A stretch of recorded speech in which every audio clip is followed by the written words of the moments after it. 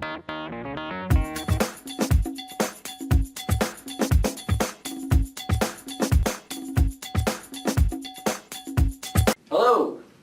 and welcome to another episode of the Small Business Insights with the Triangle. I'm Don Emmett, Managing Director of Trust Associates, and we're here today at Marrins Mooving. We're here with Rob Marrin and Josh Oliver, partners in crime. That's right. Here at Marrins Mooving. And thank you for inviting us into your facility here in Morrisville, North Carolina. So, Appreciate you having us today. yeah, it's great. Good to be here. So why don't you tell us a little bit about the company? How'd you guys get into the moving business? Right, so basically the story is I got into this after leaving a banking job in New York about 18 years ago. I have a degree in finance, and it's a long story, we don't have time for today, but I kind of backed into the moving business, learned it from a cousin of mine. Basically, yes. And he taught me the business in New York City 18 years ago. Actually longer than that. 18 years ago we opened Marrins Moving in New York City. Okay. And then over the years we developed the company, built it up, grew quite considerably over about an 8-year period. And I wanted to get out of New York, which, as you know, this area, a lot of people are getting out of New York, coming to the Carolinas. We can relate to that. There you go. And I was no different. We came down here 10 years ago, and we were going to buy another company. We were talking about acquisition. Yeah. We were going to buy a gentleman that was selling a business here. And what wound up happening was we decided on the numbers didn't really work for us, but we thought we could open a new business on our own, a standalone. And so we did. My father and I were partners and came down here 10 years ago, and was in this, actually this is still the same office park, just in different buildings. As we grew, we upgraded. And then we made some mistakes along the way. One of the big mistakes we made when we came down here, we opened this as a subsidiary of our New York operation. I was going to say, did you sell New York or did you? Right, so that's what really happened. As I was trying to separate, have my father retire and spin some things off, it became very messy because it was one entity, even though it was 2 offices.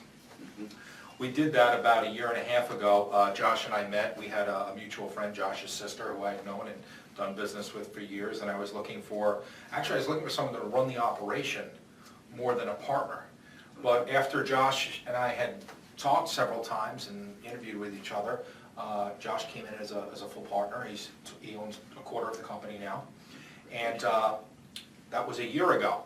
And since then, we basically rebranded, split the company, sold off some of the storage in New York, wound down a couple of things up there, and now they are 2 standalone companies. And so in 1 year, we were able to increase revenue here, and we're on a new path. So just curious, is Dad still in New York? You want to let him in? Yes, my father is still in New York. He basically does the storage billing and some of the back office type things. Great story. Family story into next generation of bringing in talent. Yes. And bringing into an equity situation. So you've made one move and grown in a new geography. What's the plan for the future in terms of growth? Well, the philosophy has never changed. We're an independent, which means we're not part of a van line.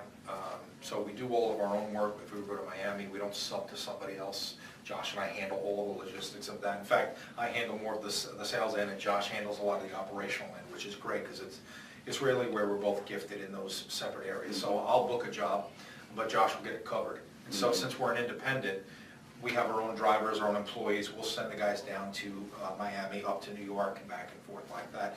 And that's the way we've been able to grow, is to have customer high retention for our customers, because we give such a high level of personal service. So some of the bigger companies can grow in a different capacity because they have accounts with IBM or things that we don't have access to, because we're not a 50-truck company. But most of the people that are around here have a realtor that refer us, and so it's a little bit more of a personalized service. People seem to love it. And then we have, one of the things we tell people is we are the most referred company in the Carolinas. We believe that. I would say 80% of our business is either recommended, repeat, or a direct referral. We don't do yellow page advertising. We do some online presence, of course, because you have to. But the truth of the matter is most of the people Either see our trucks because they're very visible, if you've seen our cow pattern trucks, or if it's a, a situation, I did 3 bids today and every one was either a repeat or a recommendation from a realtor. That's basically how we acquire our customers and retain them. And so I guess you're, well, you mentioned Miami and New York, so Eastern Seaboard or Well, wherever customer might take you, or? it depends. If we had a whole house going to Texas, we certainly will do that. And then we have a couple of relationships around the country, so we can get shipments coming back. If you only could go one way, there's kind of a line of demarcation where you can actually make money. There's a limit what you can charge somebody to book a truck. Go 2 ways. We used to have people that we partnered with that would take stuff to California, San Francisco, but what we found is people don't care the way Josh and I care. And so we would give jobs going to San Diego and San Francisco, and we would tag it, mark it, wrap it. They would love it. Customers, think it was great. We put it on one of the trailer partners that we had. Somebody would take it out there. They would lose a piece, or they would have a damage. And then Josh and I are on the hook because it's our name on the line. It was our reputation, and we couldn't find anybody that would take it that we had a very good relationship with. So we stopped doing that for a number of years. We're building that up again where we have some trusted partners around the country.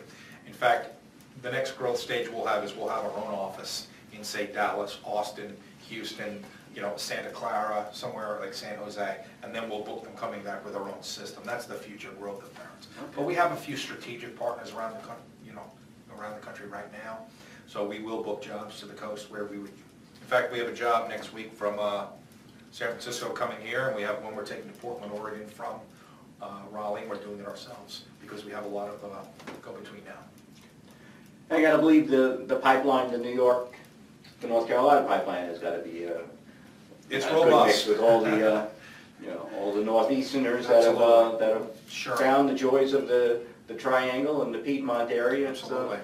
The promised land, as we call it. Right. I agree. We joke about that, but the truth of the matter is probably every year we get maybe 2 clients that will move back to New York. In fact, I just did a bid today, and the guy is moving back, he and his wife. But they're from a rural part of New York State, and he has a job, so you go where the work is, and the family's there. But it's pretty rare. Yeah. Unless it's job-related or someone really misses family members, most people, they don't want, the reason they left was it's a lot nicer to live here, cost of living wise. It's a better tax base, you have nicer weather. People don't cut you off in traffic a lot.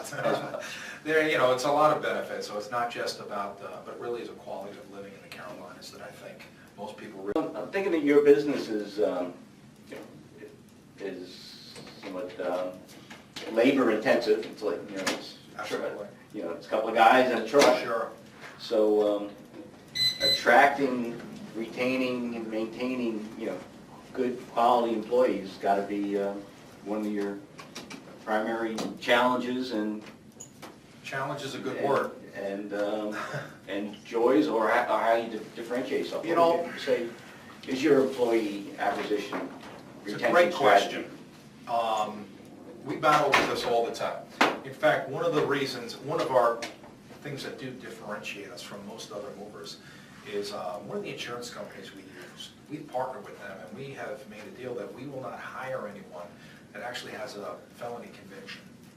The reason that was important was there seems to be a tendency that people think if they can lift a piece of furniture, they can be a mover, and it's not true. And a lot of guys, unfortunately, that get out of being incarcerated are some are trying to rebuild their life, not everybody, but some are. A lot of times we can't help them in that area because we send people into people's homes. And I'm sympathetic to it. We work with several ministries where we help guys accomplish that, but we can't have them work in this capacity because my insurance company won't bond them. Now, that's not true of most movers. That's Marrins moving. Mm-hmm. And as it's gotten harder to hire men, we thought about should we lift that ban, and we decided we will not do that because that's one of our core competencies that keeps us better. So how do you get good men? Yeah. Well, the first thing we decided was we were going to pay our movers more than other companies would pay their men. And with the exception of very few, that is true. The second is we give our men the opportunity to earn bonuses with us. And then how do we get guys? Well, most of the men that work here come from other men that already work here. And so I know last year we hired a couple of guys, in the summertime when we gear up for the busy season, when we take on what we call part-time, we like to go to some of the universities. And we'll pull guys that are either sophomores or freshmen, we'll get them for 3 years. Well, when those guys come, they can make very good money over the summer, and it's a little more flexible. It's sometimes hard to go to work at, a McDonald's or something like that for 2 months, 3 months. They want people that are also full-time, and they don't have the flexibility that we have. So it really works very well. Well, going forward into this summer, we've talked to all the guys that worked here last summer, and they said, well, we're going to give you a $100 bonus for everybody you have that comes to work here.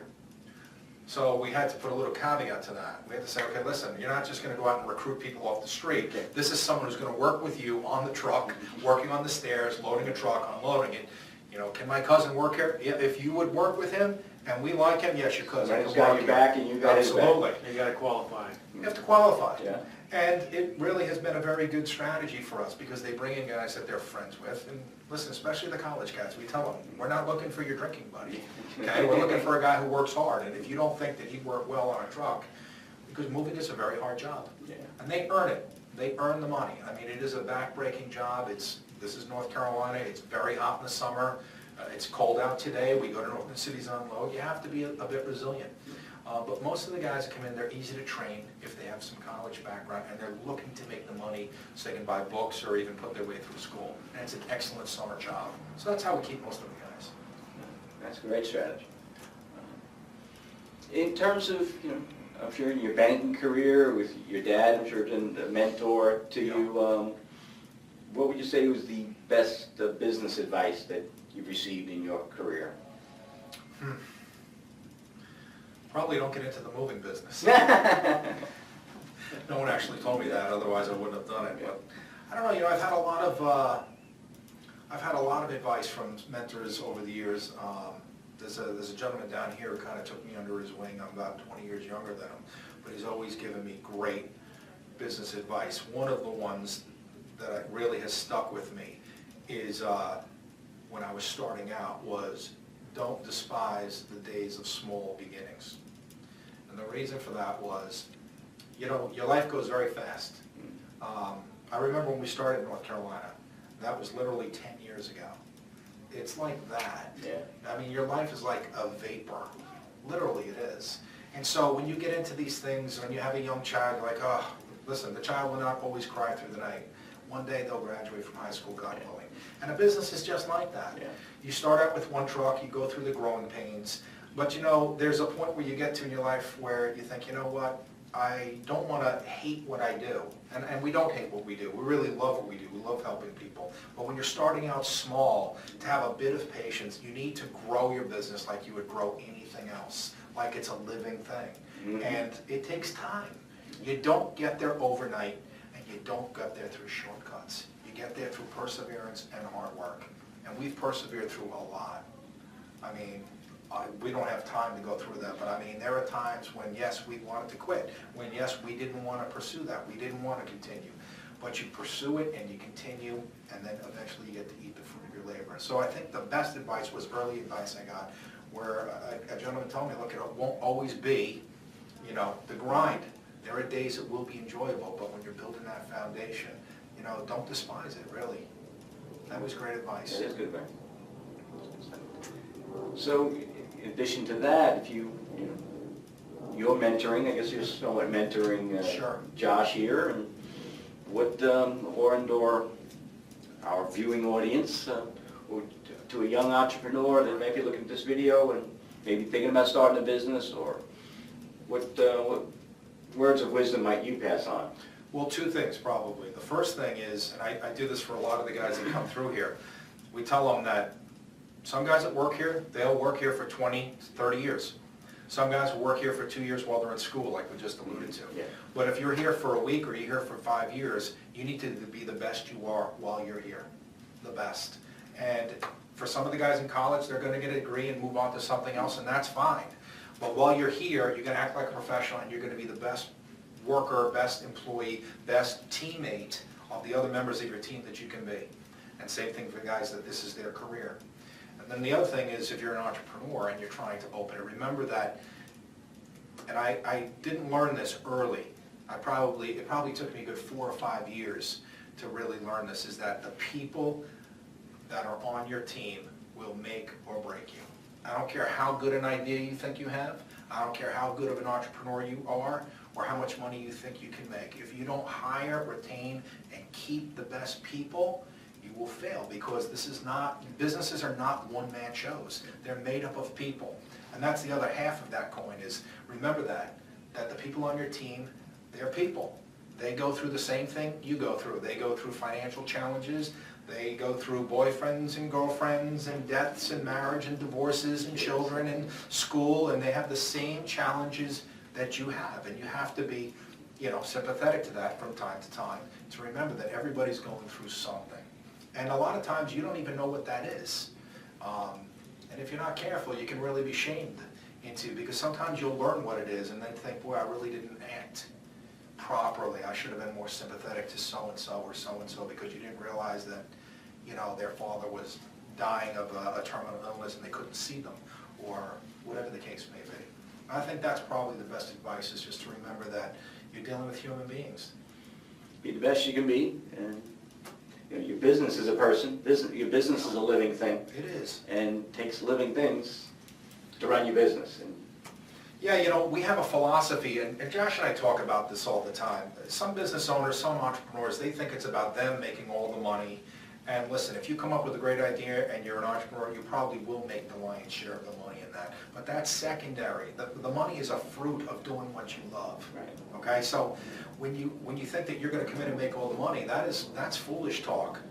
People need to share in that when the rewards come. You need to share that with other people. You need to let other people partake in that. That's how you get successful. It's not about you or the business owner making all the money.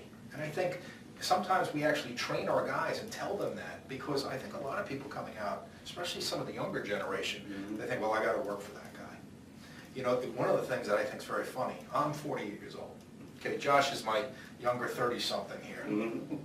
But a lot of people that come into the business, they're in their young 20s. And it's funny, I interview guys and I'm thinking, listen, if you're looking to make $100,000 in your first year, you're not going to do it in this business. You can do that eventually, but they all want to make it so quick. No one wants to pay their dues anymore. And I laugh, because now I feel like I'm like the older generation. I did an estimate that I had to put glasses on to read the fine print. Right. But I thought that is something that I was always taught, and I don't know why that's still not taught. There's no shortcuts to the top. There's no shortcuts.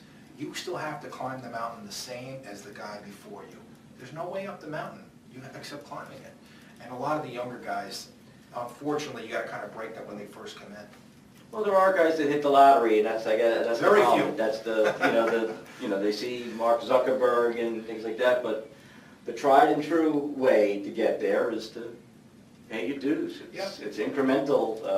It's victories. interesting you bring in Mr. Zuckerberg, because what happens is people like to count other people's money. I find that to be almost a universal truth. And I understand he's a very wealthy guy, but most people know nothing about him. And just because you saw his movie doesn't mean you know anything about him. If you sat down with him, he may tell you about several things he attempted that failed and did not work. Or, he had a couple of partners that sued him for millions and millions of dollars because they said he stole his idea, and, who knows what the truth of all that is. But you can't just look at somebody and say, oh, well, look, he's got it easy, because you don't know what it took for him to get to that stage. You don't know. And by the way, that's really not a good spirit to have anyway, because he probably did go to school. He probably did study social media, or came up with the idea, or had a degree in science. I mean, he somewhere along the way paid his dues. I'm sure. And so, Yeah, but we only see the Hollywood version of success a lot of times. Yeah, people see the fruit. It's not glamorous or sexy to see somebody, grinding it out, making the quote, moving the chair. What people really say, what they're saying is they wish they had his money. But the truth of the matter is, then go do what he did, or do something like he did, or spend the time and go to school. People will say that learn to how to us. code. Listen, I understand some people are smarter than other people. I get that. But the truth of the matter is, perseverance is something that takes the place of talent all the time. There's lots of people with lots of talent that don't have successful businesses. That happens all the time. You need to persevere in what you do. And I think that a lot of times people see the fruit of somebody's labor, but they're not willing to look at, okay, listen, look, I spent time in the Army. I have a 4-year college degree. I worked on the trucks as a mover. I worked as a sales guy. We've gone months without paychecks. So they don't see that. They don't see that when you have a burden for your sales guy goes home and it's no big deal. He went home. He'll be back Monday to do his job. He's not up sleeping without sleep on Saturday night thinking, I wonder if we paid the workers' comp. I wonder if that payment was made on time. I wonder if the truck was out of the shop. And so as a business owner, you do get the rewards. But there's a lot of the other side that you also have to get and own. And that the average worker doesn't understand. 24/7. You sleep it and you eat it, and it's part of who you are. And so it's great that you get the rewards, but you get the flip side too. We haven't had any terrible things happen, thank God. But the truth of the matter is, when you get a call at 5 o'clock in the morning that one of your drivers is ill and he can't get to work, well, guess what? You have to get up and go in and drive the truck. You don't have another phone call to make, you have to do it. And so when you have that happen on a holiday weekend, when you're going down to the beach with your family, what do? You have to disappoint the family and go get the job handled. And it's like, well, that doesn't seem fair. No one thinks that's unfair because you're the owner.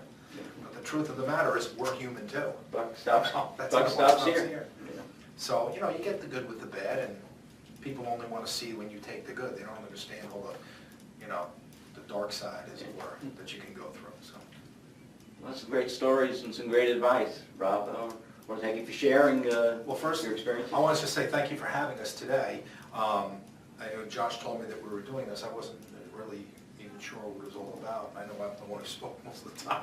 But the truth is, Josh is my business partner for a year. He's been a great partner because we complement each other, because we have different talents and different giftings. And so I'll tell you, as an entrepreneur, sometimes you think that you're the only one with the idea. But when you have an idea, sometimes it's great to partner with people that can run with that idea, that have other talents that you're really not great at. And so it's been a very, not just an interesting year, but it's been a great learning curve for me personally. And it's worked out well, would you say? Absolutely. And as you alluded to earlier, it's about the team. It's about, Yeah. Rob Marrin can only do so much. That's it. It's about Rob Marrin building a team around him and growing Marrins Moving and having, supervisors grow, guys on the truck become supervisors, and everyone moves up, and then you bring in the next generation. So that's a great story. That's the American dream. So. Yeah, I wish more people would, I think a lot of people these days are looking to do something different. I worked in corporate America, and that's for some people, so we're certainly not against that. But corporate America has changed a lot. My father's generation, you could have a job for life. Mine, so-so. One of the things that Josh is telling me is, he's like, listen, if you get a 25-year-old, he'll have 10 jobs in the next 15 years. And 3 or 4 different careers, likely. Absolutely, and so a lot of those things, some things never change, like human nature doesn't change, right? People are the way they are, and that doesn't always change, but other aspects of society do change. And certain things you have to change with it. And that's kind of where Josh gives me a good balance to that, because it's kind of a melting pot of the old and the new. And so we can kind of bounce things off ideas. There are things that I'll tell him, no, that's not true, because hard work is always rewarded. Whereas he'll tell me, okay, well, that's not realistic to think that guy will be with us in 3 years, and here's why. And so both are really valuable to have knowledge like that coming to our meetings. So we get a very good perception of, it's very good to get other people's perception of your business and what the real truth is. Good stuff. Good stuff. So, once again, I want to thank Rob Marrin and Josh Oliver of Marrins Moving for spending some time with us. And if you're thinking about making a move, Give us a call. call Marrins. Thanks so much. Appreciate it. All right. Yeah.